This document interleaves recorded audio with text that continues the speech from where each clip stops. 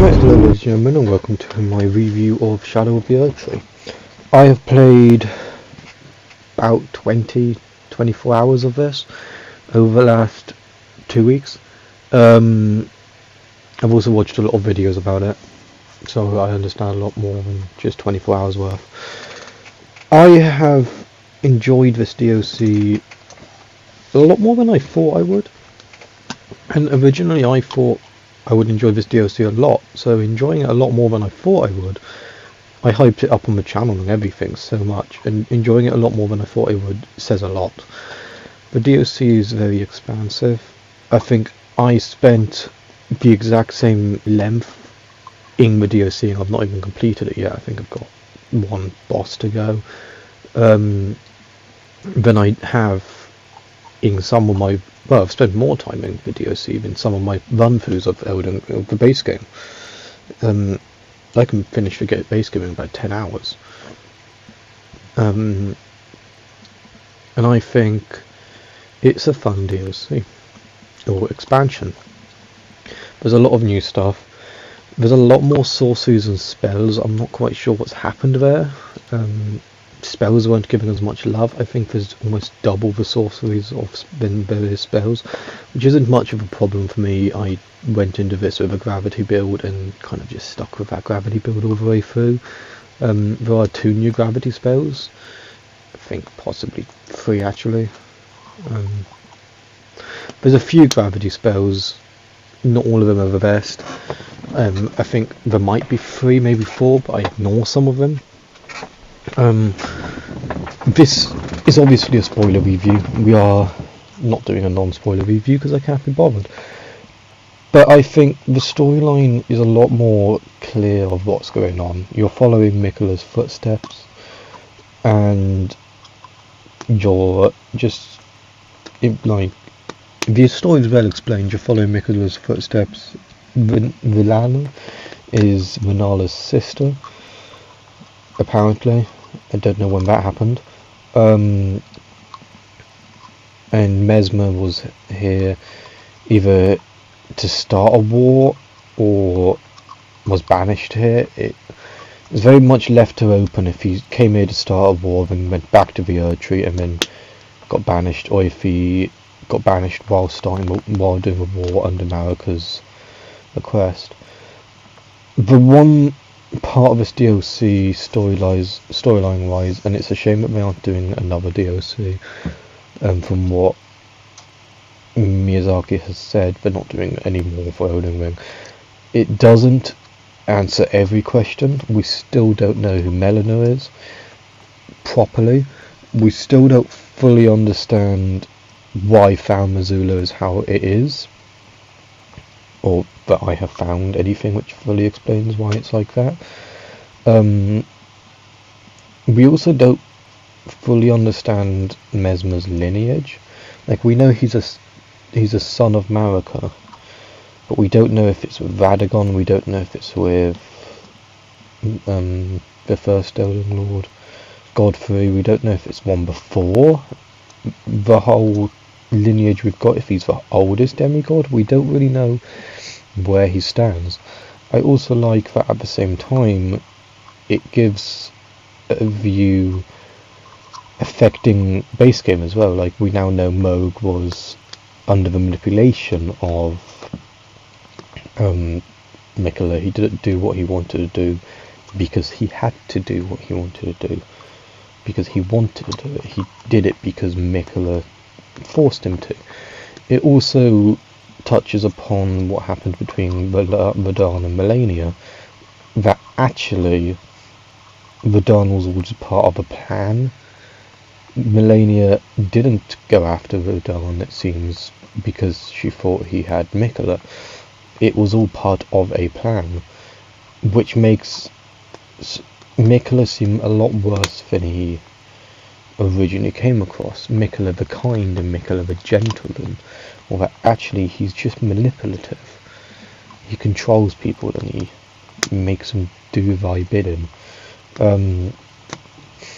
I think the DLC is well worth playing. It's also well worth the asking price. I bought it at £35 let me add, I bought the base game at £40 because I bought it second hand. So looking at it, I bought the base game at £40, £5 less I bought, £5 more than I bought the DLC. It is well worth it, even with that asking price. I think it will go down in price eventually. I don't think it will always stay at £35. Give it some years and we'll get some more stuff thrown in and we'll get some more games out, and I think slowly but surely it will go down in price. But comparing this to other DLCs like the old Dark Souls DLCs, I'm trying to think of one. The one with Gale in it. Gale's DLC, the painting DLC, I forget the name of it, had, from what I remember, about 4 or 5 bosses. This, from what I can figure out, has about 40. It's got 9 main bosses, which give remembrances, and it's got a load of side bosses which just give random stuff. It's also got, from what I've heard, 6 new class of weapons, and about, from what I can figure out and from what I've heard, about 90 new weapons, which is going to make me, when I get to my favourite weapons of the DLC, which we will be doing in another video, it's going to make it so much harder because I've got to get all of the weapons. So before the next video for Shadow of the Erdtree, the next, I think I've got 3 videos planned, there's going to be a massive gap between now and the next video we get for this. The next video might be the boss video, so actually we might get it very soon, but between now and the weapons ranking, there's going to be a huge gap because there are so many weapons, and I won't be doing any other videos on like Lords of the Fallen or anything up until I have finished my videos line up for Shadow of the Erdtree, because I want to just grind it and get it out the way. I think the Shadow Tree Blessing and the Revered Spirit Ash is such a good idea. When I first started, if you watched the 5-hour stream I did, when I first started I was a bit iffy about the scaling. I am still a bit on the edge of a cliff about the scaling idea of DLC. I think if you very much have to be, for the DLC, it's very much built for experienced players. It's not built for someone to go from the first side of Grace, go and then focus on getting to Moog and then doing the DLC. You have to know how to play, you have to know dodge time, you have to learn the enemy moveset. Every enemy's got a different moveset. Some of them are happy, some of them are sad. Now each enemy's got a different moveset and you have to master that. I think very much as well, they very much made it clear that spirit summons are part of the game. They've got a whole mechanic which makes your spirit summons stronger and last longer, and there's a whole talisman which is when your spirit summon dies you get stronger. So I very much think, yes, they have now made it cemented that spirit summons are part of the game. It's not cheating, they are there and they are meant to be used. I have so far, in one means or another, soloed every boss apart from Mesmer. I haven't bothered with soloing Mesmer just because a lot of people complain about him. I have tried every boss solo, with spirit summons, without spirit summons, with an NPC summon, without an NPC summon when possible, and with a player summon and without a player summon. Some of the bosses I did do solo. I think Valana I did solo, and the second Dancing Lion I've done solo without a summon. I think personally the DLC is a lot of fun.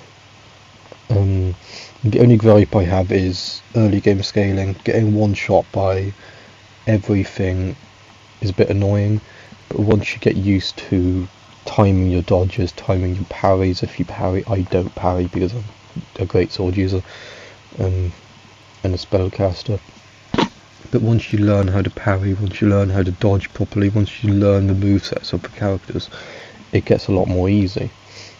and once you actually learn that you need to go out and find the Scadu Tree Blessings, they're not just handed to you. I think I'm on Scadu Blessing 17, and I spent about 3 hours just exploring the map to find more blessings to get to that level ready for the last boss. I think personally it is a lot of fun. It is definitely worth it. And actually, for me to sit here and, just like the base game, not have any complaints at all about the game, we're still looking at, with the wise of reviewing a year ago, 2 years ago, I reviewed the Elden Ring DLC and I gave it a 20, and it beat the Resident Evil games, which are, we all know, all-time favourites. And yes, this DLC still beats the Resident Evil games. It beats Monster Hunter, and it's beat any good reviews I gave out recently. Overall, I'm not going to go into all the mechanics and all that, it's just an expansion. Overall, I give it about 10. I definitely recommend buying it, maybe when it goes on sale if you don't want to spend £30-40 on it, but it is definitely worth it. So as I said earlier in the video coming up, we've got a few more videos for Elden Ring. We've got Lords of the Fallen, Demon Souls, Code Vein. There's a whole list I've made which I want to do, so it's going to be a very busy 6 months for the channel. For me as well, I have to figure out how to time management everything I need to do. So in the meantime, hit that like button, subscribe, enjoy the DLC, and I will see you in the next video. Goodbye.